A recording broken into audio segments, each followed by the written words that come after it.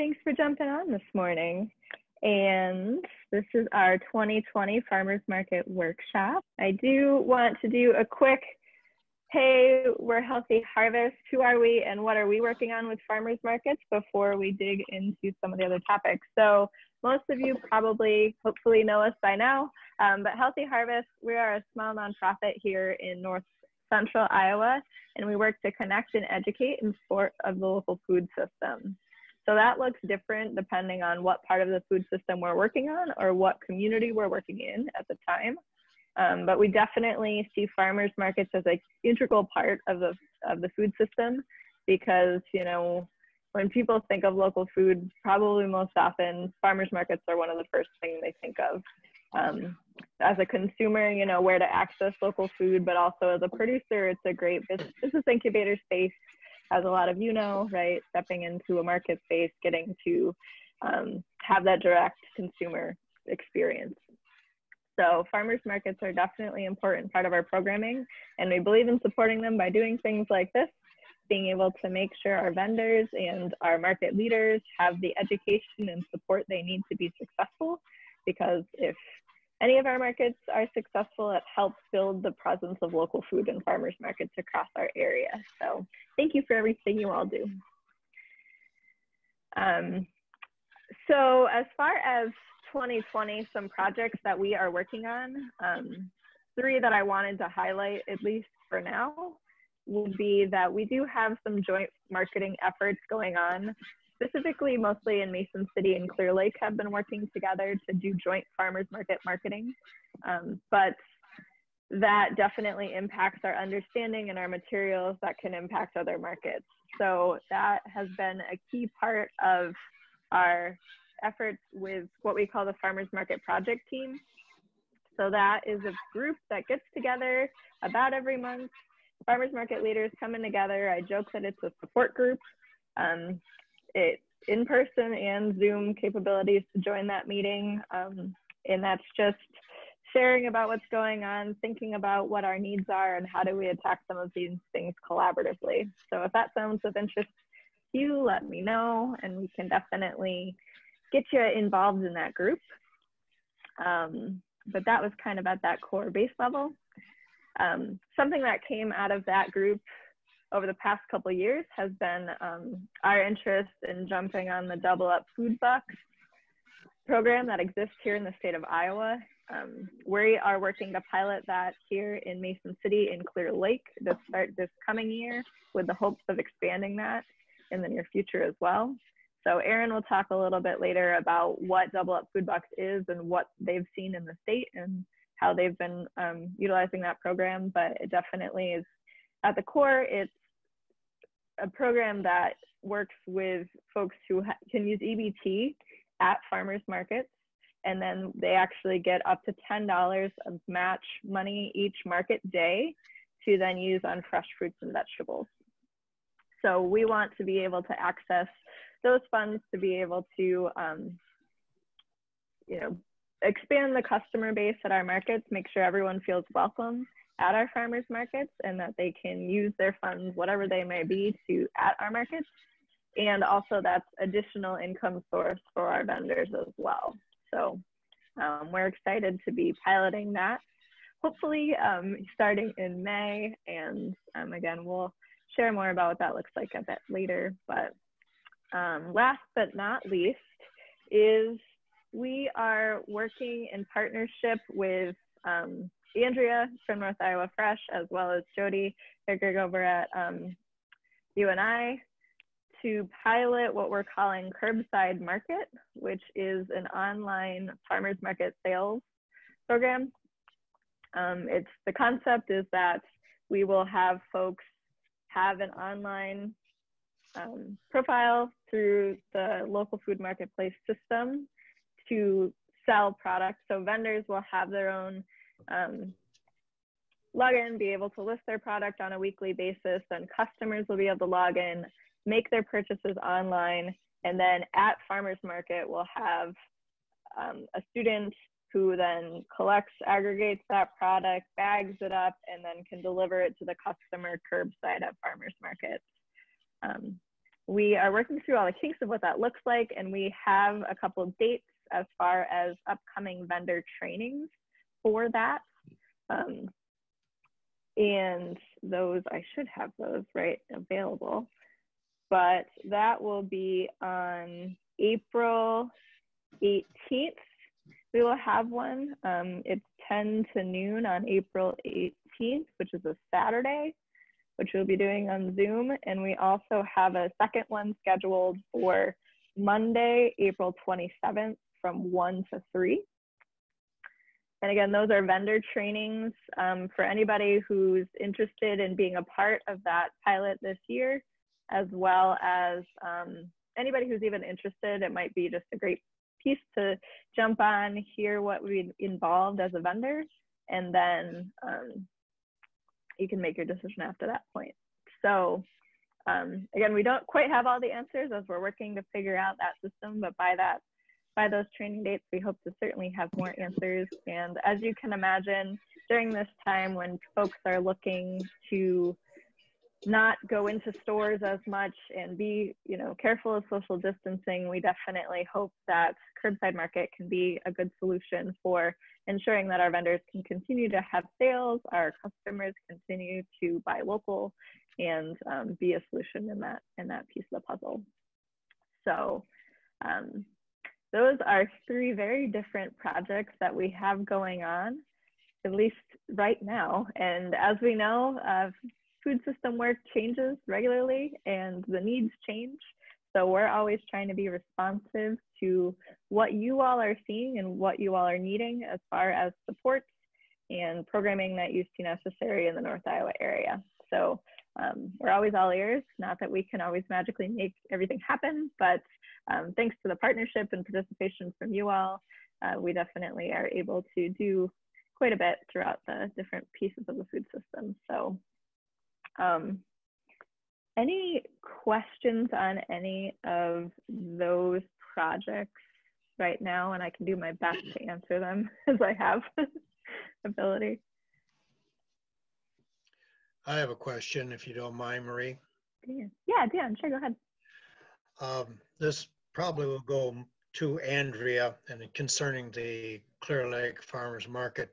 I know that we've in the past been told we cannot sell prior to market, we cannot pre-package prior to market, but if we do this curbside, can we do that in conjunction with the Clear Lake Market and therefore have a drive up, hand the pre-packaged vegetables to the people, collect and have them drive away? Is the Clear Lake Board looking at changing that rule so then we could employ curbside in conjunction with the Saturday market? Andrea? Well, I think this is, I mean, it's maybe a question for us, but it's also a question for this program. And not all the answers have been figured out yet, but yes, we're kind of looking at the pre-ordering as like a sort of like a separate period. So it's part of the market, being that it's happening at the, the pickup location is there, but that portion of the sales will be completed before the market day. So, and basically you'll have your pre-orders packed up and you'll distribute them to a central location, and those will be sorted out for the customers. And like you said, it will be offered as either curbside pickup and or people could come and shop the market and then pick up their goods. So it will be a change like from the past, but it's not that much different. So something I would mention too is, I don't know if this is what you're getting at too, Dan, is that we particularly wanted, like, the curbside market, people can't pick up prior to market opening. So I know that that's very important in the farmers market world, right? If market opens at 9, nobody can come pick up at 8:45, right, and then leave. Curbside market would be no different in that pickup would be within the market hours. The difference is that order would happen in advance. So almost like if you have a CSA and you have your customers pick up your CSA at farmers market during market hours, it's similar to that. But Does All that right. kind Well, of answer your question? okay. I was just getting at the social distancing, and I don't know what it's like in your community, but the people that I've spoken with, the fear element is rising every day.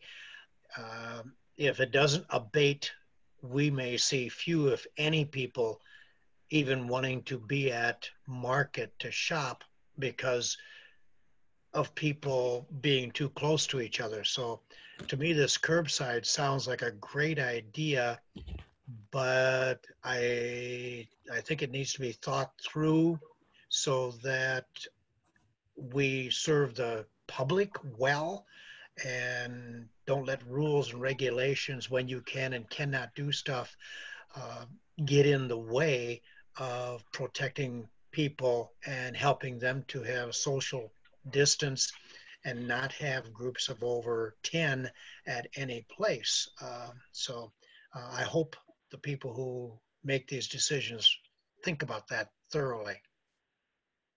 Yep, that's all on our minds, and I'm sure that Marie's going to talk a little bit about the state and the thoughts on farmers market. And I think this farmers market project, the curbside market, is coming at a perfect time. Like, we couldn't really ask for a better time for this to come and be available for the markets. And it might be kind of just what we need to kind of help smooth all that over for this season, as like you said, all those issues are in the front of people's minds. So there's going to be a lot more information with the curbside market. We're currently working through some stuff with the software to make sure we can get that all set up, and then we're going to be coming out with expectations for what vendors could expect and the value of this to the vendors, and all the details about how that works. But we need to kind of move along in our process before we get to that. So if you want more information, hopefully by the April training that Marie mentioned earlier, we'll have a lot more details on exactly how the project is going to run. Thank you. Mm-hmm. Yeah. Yes, and for sure, I think that those conversations can definitely develop at our April 18th and April 27th trainings as well, because that's why it's a pilot, right? We're learning together. We have been working hard every single day to make sure we get it up and rolling by those, at least by market start, but certainly have all the information we can by those vendor trainings. But it changes by the day, as Jody and Andrea can attest to. So as any good program when it starts does. So thank you for your input though. Yeah, this is Kurt, and Marie, maybe I could get you to give me a call after our, later on in the week, and we can talk more details. But one concern I have off the top, this is the first time I guess I'm getting familiarized with it, would be the temperature controlled foods. And, I think it would be ideal for your produce and those type commodities. But when you get into the processed foods, there might be some temperature control issues that we need to talk about, Marie. Correct. Yeah.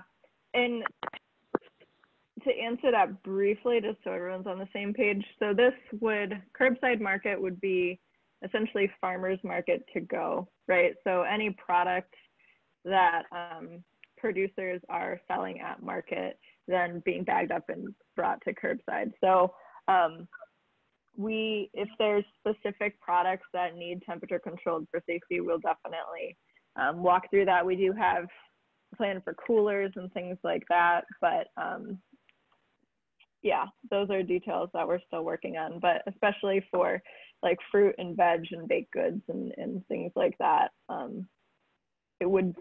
we would have a stand no different than a farmer's market vendor might, that will aggregate the product at and then bag up to go. So Kurt, we can certainly talk more about that though. Okay, I appreciate it. Yeah, definitely. That's why we have great connections throughout the state to have these conversations, right? All right. Jenny?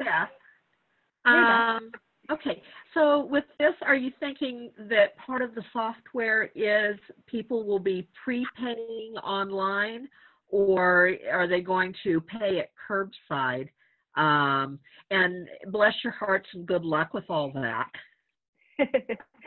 Yes. So folks would pay in advance, and Andrea, maybe I could bounce it off you, but Andrea, do you want to answer this?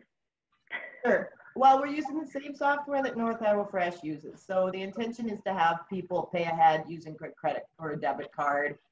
We already have that in place for North Iowa Fresh. We don't want any producers to, or vendors to get stuck with stuff that was pre-ordered and then the people didn't show up. So I think that's gonna need to be enforced as a way of making sure people are gonna show up on day of. So, yeah, the system's set up to do that. I've been using it, so. Sorry, I'm having a, did I answer the question fully? Because there was some background noise and I got distracted. Well, I'll need more information later, but I'm sure you'll provide it since I don't do the North Iowa Fresh. Yeah, it's going to be, the trainings are going to be set up so that all vendors can get the information, and the system is fairly easy to use. Once you get your product set up in the system, it's pretty straightforward, and we do a lot on our end to help it go easy. Okay. For you, so. Yeah. And the payment would run through the system, and then vendors will be paid for their product. Okay. So it's not like every single vendor is taking individual payment. It's whatever order they might order from you, Beth, and Dan, and Steve, and all in one order, pay for it at once, and then you will be cut checks for however many orders you have, like that. Yeah, we see it. I mean, it's a big opportunity for people who either can't get to the market on those days, or have, whatever. We have a bad weather event or something like that, and people can still order stuff ahead of time for pickup. And so there's a lot of benefit that we can see in this project. It just gives the market that much more kind of open hours to be able to make sales, and hopefully some improved predictability too for the vendors to know a little bit about what they have pre-sold, and then what else extra more stuff that they could bring to market. So hopefully it'll increase sales and everything along the way. But yeah, we're attempting to bring farmers market into the online convenient marketplace that so many people live in these days, especially amongst our current situation, but even going hopefully past this, right?